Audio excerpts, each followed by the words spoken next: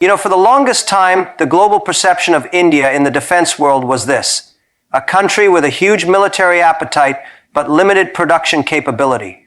A buyer, a follower, dependent on others for its protection. And that perception, once upon a time, wasn't entirely wrong. For decades, India relied heavily on imported weapons: fighter jets from Russia, submarines from Germany, rifles from Belgium, radars from Israel, and spare parts from everywhere else. It was like patchwork armor for a sleeping giant. But then something extraordinary happened. Quietly, steadily, and unapologetically, India began to change the narrative. It stopped begging for security and started building it. This transformation didn't begin in the labs or factories, it began in the mind. That's always where real revolutions start. When a nation stops seeing itself as weak, when it decides that self-respect is more valuable than convenience, when it recognizes that depending on others for survival is not strategy, it's surrender. That's when the shift begins. That's what India did. It shifted its mindset.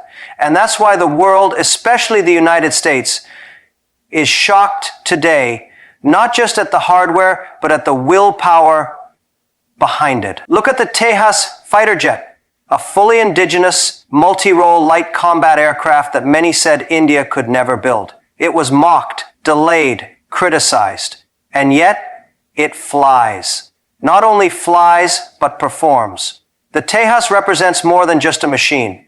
It symbolizes national resilience. When a country produces its own wings, it proves it doesn't just want to fly, it knows how to. Then there's the Arjun main battle tank. Sure, it took time, and it wasn't perfect from day one. But perfection isn't the goal in innovation. Progress is. India didn't import shortcuts. It endured trial and error. It built, broke, rebuilt, and refined. Every mistake was a step forward. Every failure taught engineers how not to fail the next time. You see, true power is never handed over. It is forged. And that's what's happening in India's defense sector. You might wonder, why does this matter so much? Why is indigenous defense capability such a big deal? Because when you control your defense, you control your destiny. When your radar systems, missiles, aircraft, and submarines are designed by your own people, tested on your own terrain, and upgraded with your own vision, you're no longer just defending your land, you're defending your future. You're no longer a customer in the global arms market. You're a creator. And creators shape the rules. This is the psychological leap that most countries never make. Many powerful nations have money, but no self-reliance. They can buy weapons, but they can't build character. India, on the other hand, decided to take the long, difficult, and often painful route to sovereignty. And it's working. Today, India exports defense equipment to over 85 countries. Let that sink in for a second. The very country once laughed at for its outdated rifles is now supplying cutting-edge systems to other nations. This isn't just military success. It's economic strategy. It's diplomatic leverage. It's psychological warfare without firing a bullet. Even the INS Vikrant, India's first indigenous aircraft carrier, is not just a ship. It's a floating statement. It says, we're no longer waiting for someone else to protect us. It says, we have entered the ocean of global power on our own terms. When that carrier was launched, it wasn't just India that took notice. Washington did too. Because when a country like India, with its size, population, and strategic location, begins to arm itself independently, it changes the entire geopolitical map. But here's the deeper truth, the philosophical truth. Weapons are just tools. The real weapon is will. The will to say, we'll build what we need. The will to believe in our scientists, our engineers, our soldiers. The will to suffer delays and criticism and setbacks and still not give up. This is what India has demonstrated. And it's what's making the world, especially America, take a second look. Because in the 21st century, Domination isn't about how many weapons you own. It's about how many of those weapons you don't have to ask someone else for. The United States has seen this pattern before. China did it in manufacturing, Israel in intelligence, and now India in defense. The shock isn't just that India is catching up. It's that it's doing it its own way. So, as we talk about the 10 advanced Indian weapons that are turning heads across the globe, remember, the real story isn't just in the steel, the missiles, or the tanks. The real story is in the mind of a nation that finally said enough. Enough waiting, enough borrowing, enough doubting. And that, more than any warhead, is what truly redefines power. Because when a nation stops importing courage and starts manufacturing confidence, no superpower can ignore it. If you want to understand the true reason why America is shocked by India's weapons program, you have to look beyond the missiles, the tanks, the numbers. You have to go deeper into the minds behind them. Because what's really catching the world off guard is not just what India is building, it's who is building it. Think about this. The same country that sends rockets to Mars at a fraction of the cost of NASA, the same scientists who mastered space navigation and cryogenic technology are now channeling that same genius into the defense sector. The brilliance of ISRO didn't stay limited to space. It spilled over, and when you combine scientific genius with military purpose, you get something far more powerful than weaponry. You get weaponized innovation. What DRDO and ISRO have done is not just develop technology. They've merged two types of intelligence, one that looks outward and one that defends inward. It's rare, it's dangerous for the status quo. And most of all, it's surprising, especially to those who never expected India to be a force in high-end defense research. Here's what people don't see. India's approach to weapons is no longer reactive. It's proactive, predictive. It doesn't just respond to threats, it anticipates them. That's the power of research-driven defense. Look at the anti-satellite weapon test in 2019. One small missile, one Indian-made satellite, and suddenly India was the fourth country in the world with space warfare capability. That single act rewrote India's image in the defense world. It said, "We're not waiting for your permission to enter this league. We just entered." And the message reached Washington loud and clear. But the real story here is more psychological than physical. You see, innovation is not just the act of creating something new. It's the belief that you can, that you should, that your version is just as valid, just as effective, if not better than the established powers. That's the mindset that DRDO and ISRO now embody. It's a shift from imitation to imagination. America has always viewed innovation as its domain. Silicon Valley, MIT, DARPA, this is where future weapons are usually born. But now they're watching as Indian labs, Indian universities, Indian startups begin to crack codes, launch prototypes, and test capabilities that rival the best in the West. It's unsettling because it's unexpected. India didn't just catch up with traditional defense powers by copying them. It did something smarter. It started rethinking the entire model. Why build what others build when you can build what they can't imagine? Take quantum communications, for example. India is now developing quantum key distribution systems. Next generation encryption that's virtually unbreakable. This is not just about secure emails or encrypted chats. This is about national security in the age of cyber warfare. Whoever controls quantum controls the future. And India is now a serious contender in that race. Or take the developments in high-altitude UAVs. Drones that can fly for days, gather intelligence, strike with precision, and disappear without a trace. These aren't imported toys. These are indigenous, AI-driven, battle-hardened systems developed right here. DRDO's Gatak project, for example, is pushing the boundaries of autonomous strike technology. These aren't dreams. They're in development. And the world is noticing.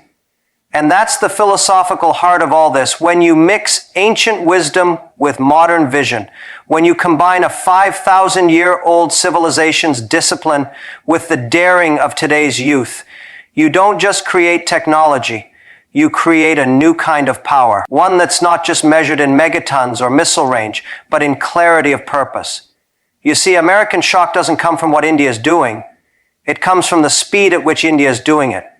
It comes from the realization that this isn't a fluke or a phase. It's a strategy, a long-term, deliberate evolution. And it's built not on borrowed blueprints, but on bold ideas. This is why the West is paying attention. Let's take a second to look at the primary overall contrast. A more stuffed, bald German boss and a West Side German owner. Because they finally understand India's real weapon is not the machine, it's the mind. The Indian mind. The same mind that solved zero, cracked space travel, and built billion-dollar startups out of poverty is now focused on national defense. And here's the truth. When a billion minds awaken, no power on earth can stop them. So as you think about these weapons, these systems, these breakthroughs, don't just admire the metal. Respect the mentality. This is not about destruction. It's about dignity through deterrence. It's about creating peace by becoming too strong to challenge. That's the new India. And the world, whether it likes it or not, is being forced to adjust to this new reality. Speed is not just a technical metric. It's a psychological advantage. In the world of warfare, whoever strikes first, fastest, and most precisely controls not just the battlefield, but the mind of the enemy. And this is exactly where India shocked the world, especially America, by transforming speed itself into a superpower. Let's talk about the BrahMos missile. If there's one symbol of India's rise in modern weaponry that truly made military analysts in the West sit up, it's this: a supersonic cruise missile that flies at nearly 3 times the speed of sound. That means if it's coming at you, you don't just have less time to react, you have no time to think. And that's the real power of BrahMos. It forces decisions. It disrupts planning. It makes conventional defense systems look slow, confused, even obsolete. But BrahMos isn't just a fast missile. It's a fast statement. It says, we're not just catching up, we're redefining the rules. And this is where India has taken a turn that few expected.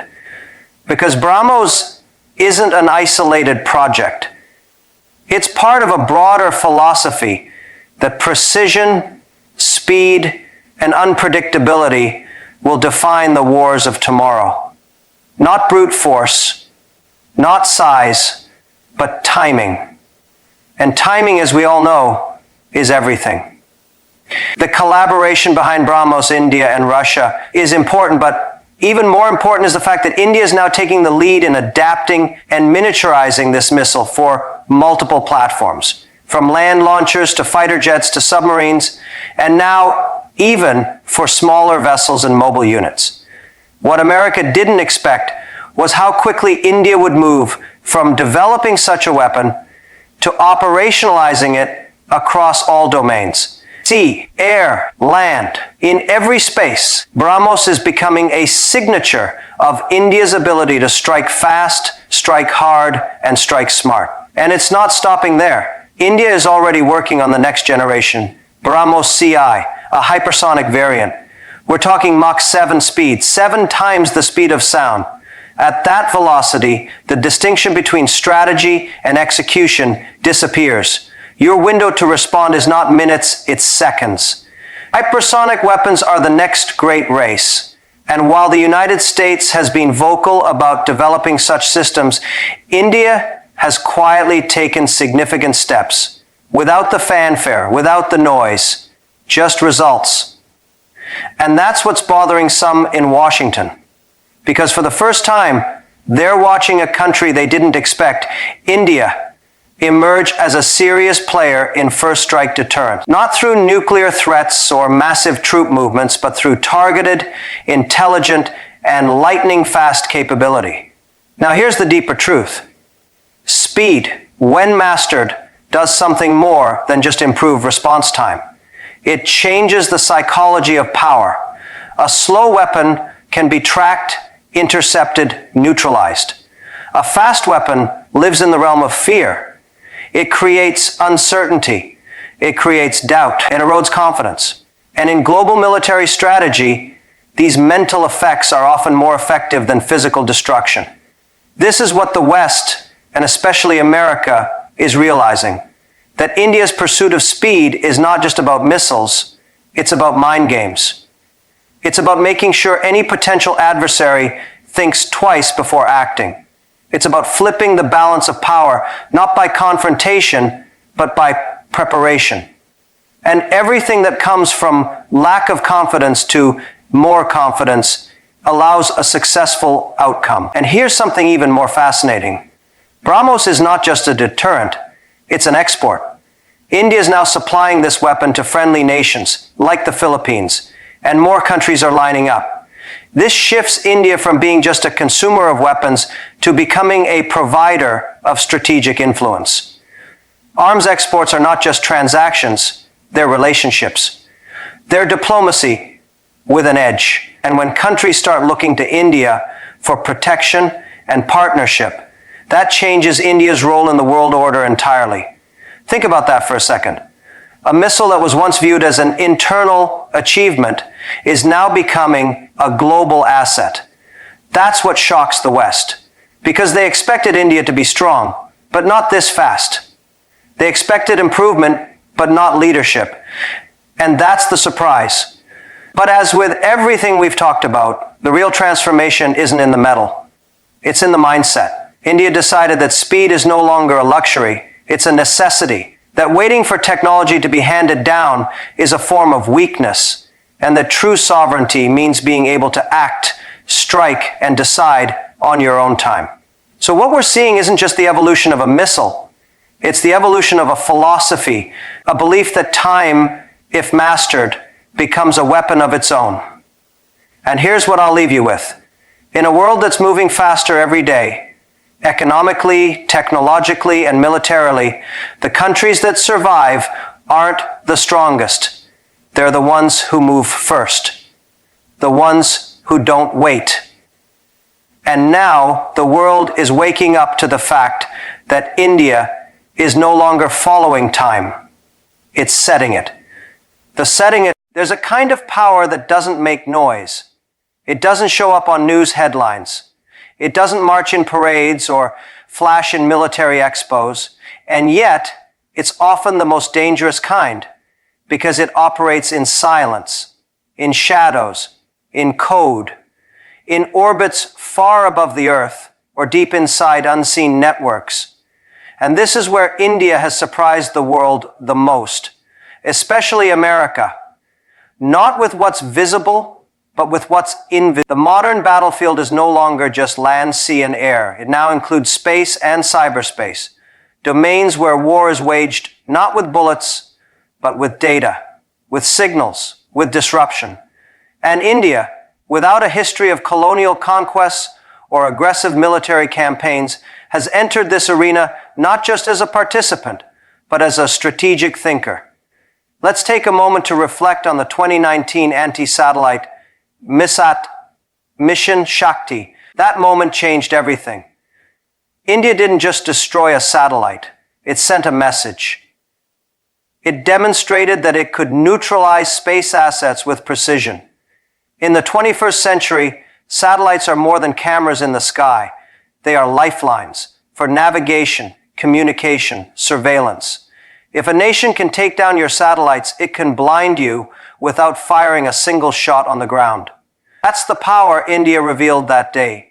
And quietly, American analysts took note, because only 3 other nations, the US, Russia, and China, had ever demonstrated that ability before. Now, India was part of that club. But that was just the beginning.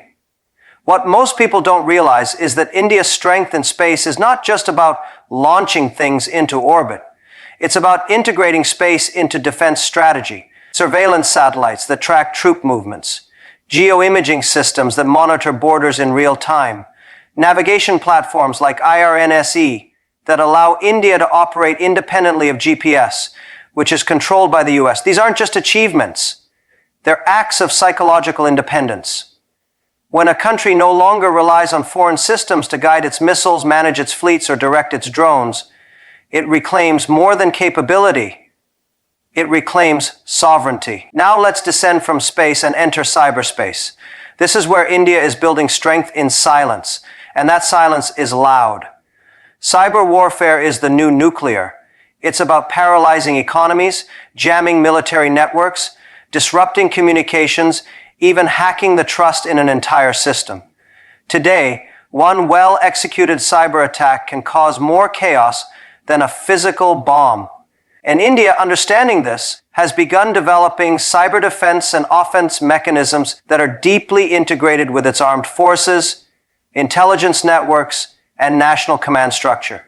Few countries in the world, very few, have successfully unified cyber strategy under military and civilian coordination. India is quietly doing just that. Agencies like the Defense Cyber Agency and organizations working under NTRO, National Technical Research Organization, have become the front lines of a new kind of warfare, where battles are won not by who fires first, but by who thinks faster. And here's the most important part. India's rise in these invisible domains didn't happen by accident. It happened because of a deep philosophical understanding that in modern times, what you cannot see can still defeat you. India realized that in the age of drones, satellites, AI, and cyber attacks, traditional strength must be complemented with invisible strength. This is not about showing muscle.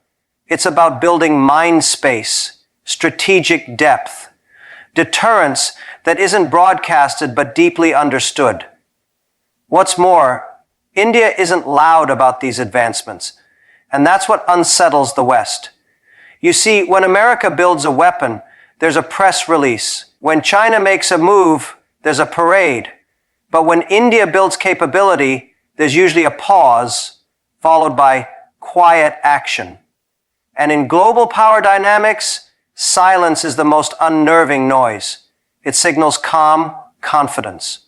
It signals unpredictability. It makes you wonder, what else are they working on that we don't know about?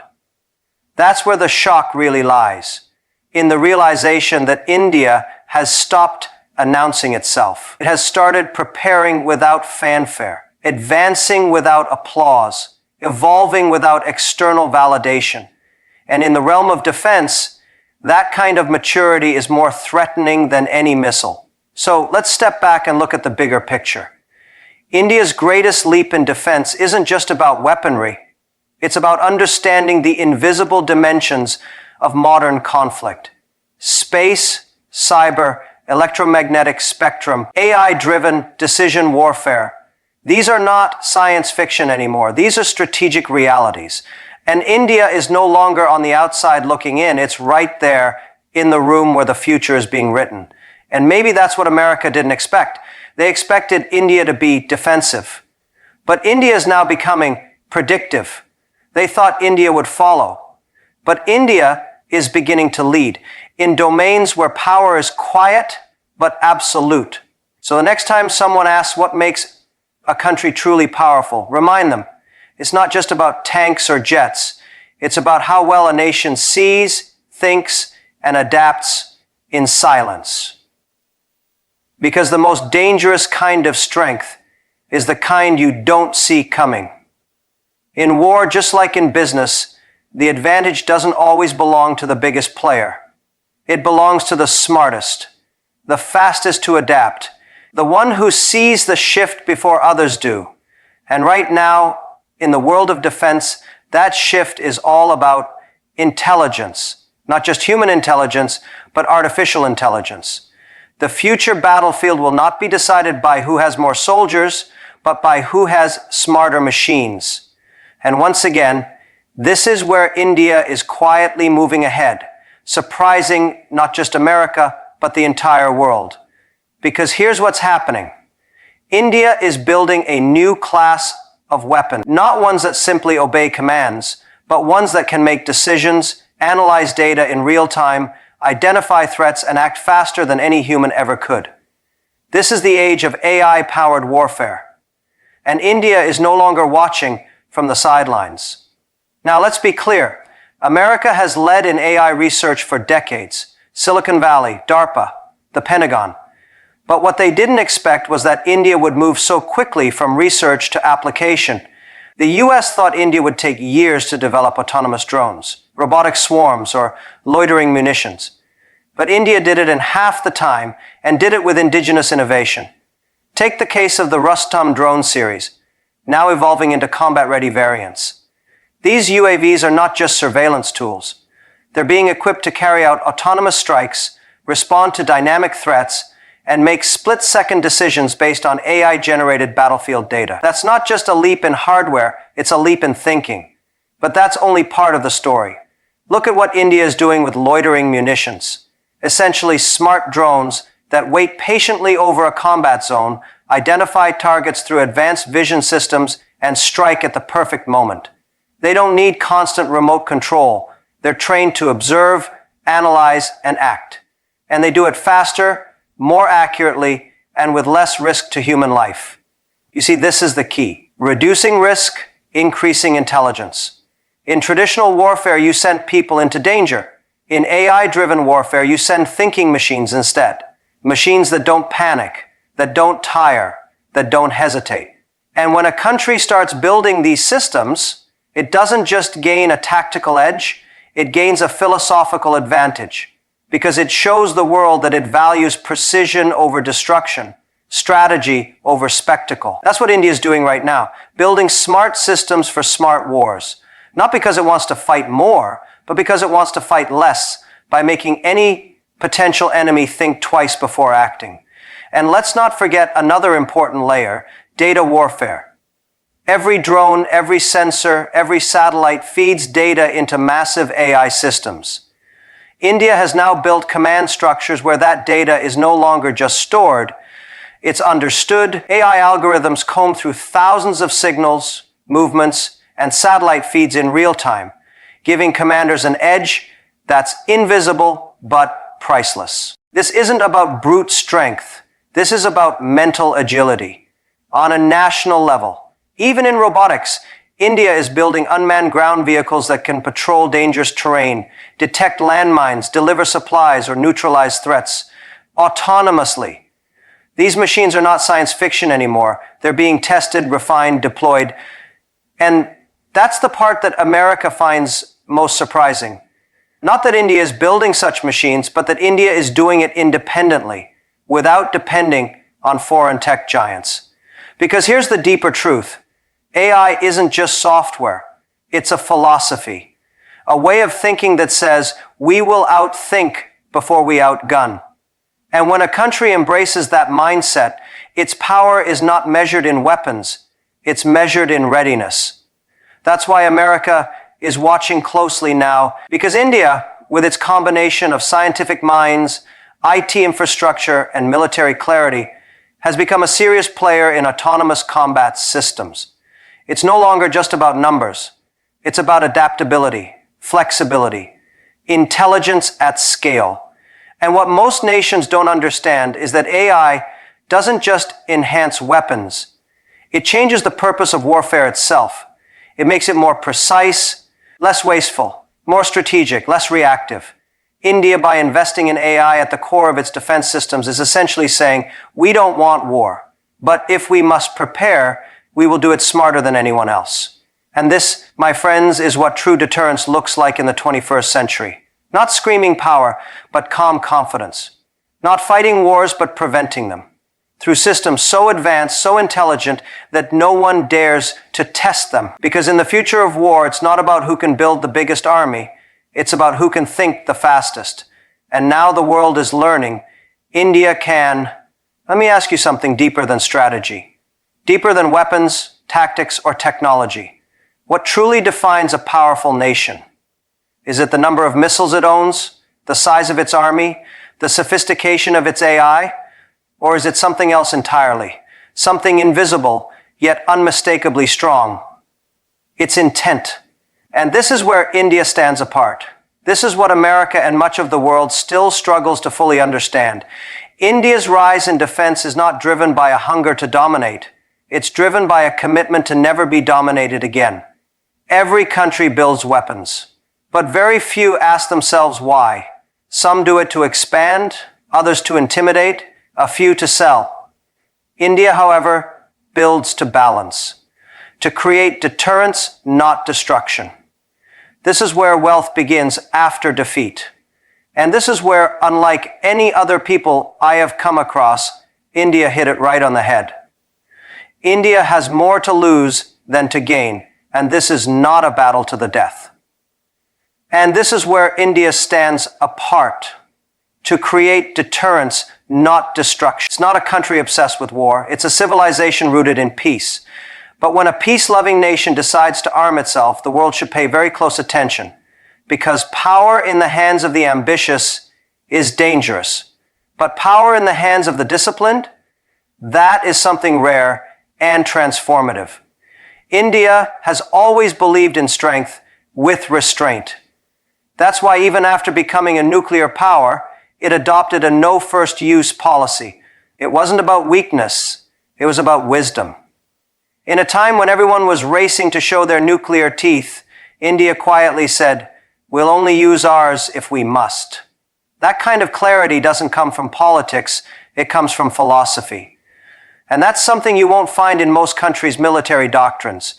Because while they talk about power, India talks about responsibility.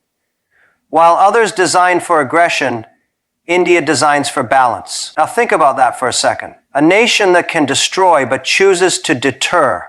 A nation that has the means but prefers the mind. A nation that could flex its strength but instead shows its silence. That's not a weak position. That's the ultimate form of self-control. That is real strength. And yet, this is exactly what makes India's advanced weapons so shocking to the West, especially to a country like the United States, which has grown used to equating military development with geopolitical ambition. They expected India's weapons to come with a grand agenda, a global strategy, a projection of dominance. But what they found instead was something far more unsettling. Purpose without provocation. And that's what they don't know how to respond to. Because how do you intimidate a country that has no intention of playing your game? How do you corner a power that isn't chasing territory but just ensuring it's never cornered again? This is where India becomes deeply unpredictable, because its weapons are built on principles, not paranoia. And those principles come from thousands of years of civilization, from philosophies that taught restraint before retaliation, thought before action, vision before violence. This isn't a strategy India invented in the 21st century. It's a mindset that's been evolving for centuries. But don't mistake peace for passivity. India's message is clear. We don't want to fight, but we won't be caught unprepared again. This is a country that remembers its history, that remembers colonial exploitation, betrayal, and forced dependence. The redistribution, retribution, and the reform.